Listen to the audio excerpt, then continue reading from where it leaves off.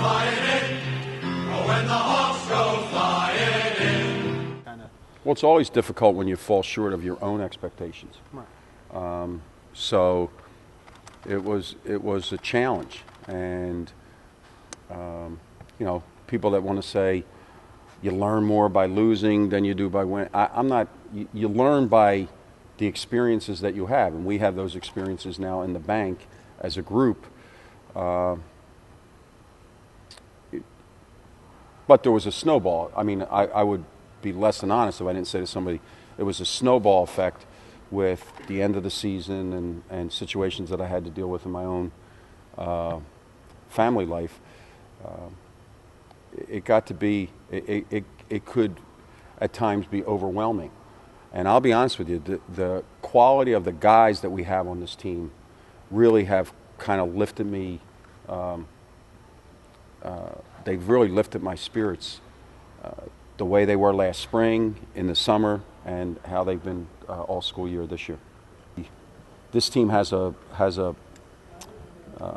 sense of purpose, and that purpose is to leave a mark, particularly those older guys. And it's not just Langston, Halil, and Ron, but it involves Colin Kelly.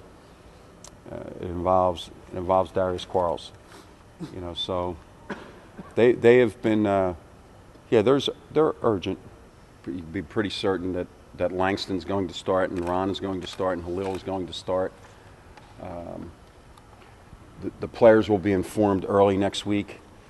We have a quote-unquote secret scrimmage on Saturday that will go further to evaluating beyond that, and not just who starts, but who fits in backup roles and where they fit in the backup roles, how much time they could play in those roles. So out of respect to the players, I mean, it's no secret that those three are going to start. So then with that fifth spot, is that also going to sort of depend on who you're playing? Nope. I don't do it that way.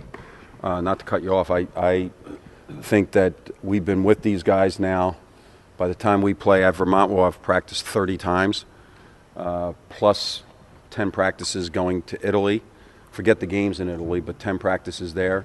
The individual workouts that we've done when school started. So we have a real basis for evaluating, but I don't kind of jump my lineup around.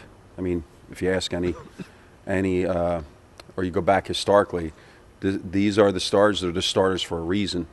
Now, minutes could move around, but always the players are informed of how that works out. Like if you're going to change from a 24-minute-a-game guy to a 15-minute-a-game guy, I meet you behind closed doors because I never want them to be embarrassed on the floor or in the locker room. Team chemistry's been there. The change of style of play. We've been working on that every single day, getting more up-tempo, and it's been going pretty good so far. I would think for a guy like you or anyone really would like that style. Yeah, it definitely fits our team this year going in, so we're definitely, everybody on the team is excited for it. You know, people talk about the up-tempo style as getting more outside shots, but doesn't it also open things up to drive? It does because, I mean, playing defense with up-tempo, you can get up in somebody, get a steal quick, get a quick bucket, so that helps out on the offensive end. You talked a little bit about the team chemistry. So you guys have a bunch of seniors and juniors, veteran guys. How has it been trying to take in a few new freshmen into your, you know how the other guys play? How is it taking new guys in? Oh, it's been good. It's been good. They've definitely listened, and we've just told them, look, just go out there and enjoy it. Listen to everybody. Try to absorb everything that you can, and go out there and work hard, and you'll be fine. That's my only goal for this year, making the NCAA tournament. That's it. You talked a little bit about the St. John's loss in the last couple of years, just not finishing. Has that prompted sort of a change of approach mentally for you or for the team in general? I think, Coach hasn't related, but we know. You know what I mean? We know in practice. Coach Bass, he's definitely said it a couple times in practice. Finishing possessions. He's definitely strong on that point, but. The older guys, we know now, you know what I mean? So, when we don't finish something, you see the frustration in my face, Tyson's face, Ron's face, Darius. Urge is a good word. I don't know if it's the best word to use. because people want to take the word urgency and think, it's do or die. In a sense it is, but you're still playing basketball. You still don't want to put that much pressure on yourself where you start making mistakes out of it. You approach it, how you approach it. I don't want Langston going out there and saying it. For example, he gets a pass on a jump shot, Palmer's going to start gripping the ball, not shooting how he used to because that urgency, I got to make this shot or else this is that. No, you know what I mean? We know what we want to do. We know what we need to do. We're getting ready and we're urgency's all right, but we're more so on a calm sense of, you know what I mean? We need to get things done. It's more of a grown man's approach to it. I think if you go and study the RPI from last year, the Atlantic 10 there were 2 leagues that had 10 teams in the top 100 of RPI. Atlantic 10's one. Now we don't do a good enough job of like over emphasizing that. So I think that the challenge in the league has become that the bottom has moved to the middle, and the middle has crunched together. But the league, the top end of the league has to be national. So I've said this forever about that committee at the end of the year. You're going to get exactly what you deserve, and it doesn't matter what league affiliation you have. And that's the way I feel again.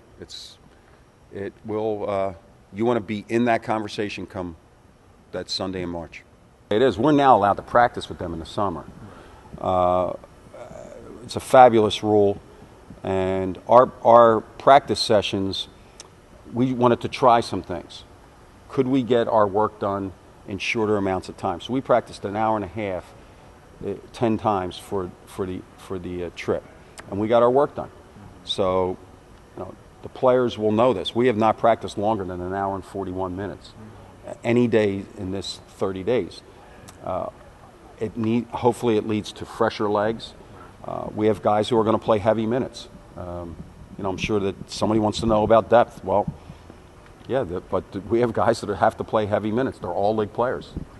And a certain style that we tried in Italy, we've had to twist it and turn it and adjust it when we got to practice here. But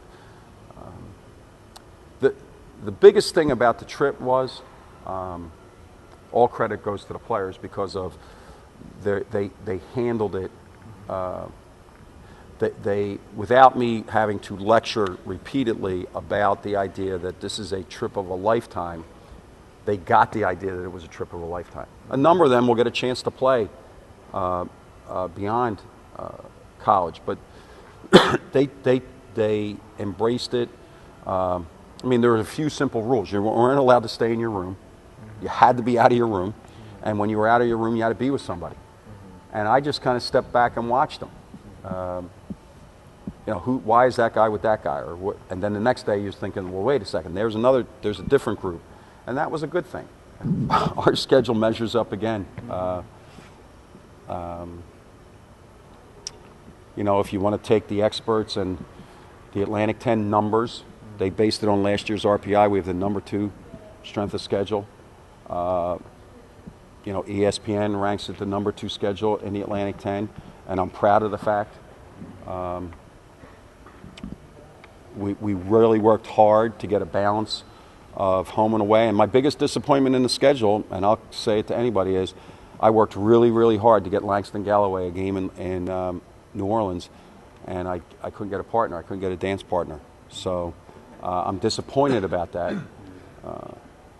But you play fate kicked in, and we play LSU in Orlando. So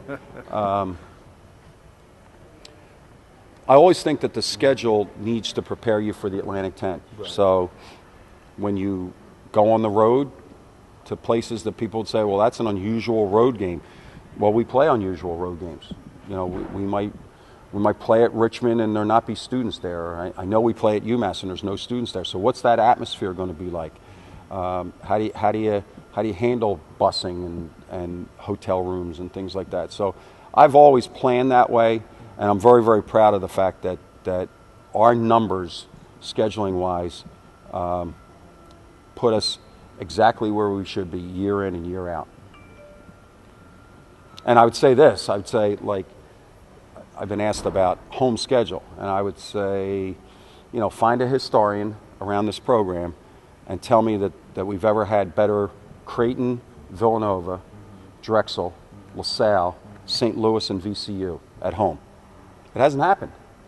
Being your senior season, does it motivate you to make the NCAA tournament this year? Oh yeah, because I've never been there, so I feel like we have to get there. Like there's no other route. Like we have to get to the NCAA tournament. I'm gonna make you look into the crystal ball a little bit. And end of the year, you know, when all is said and done, what do you hope that people say about this group of guys, about this team? I want them to say that we're great people, and I want to say we're great basketball players, and we left a great mark.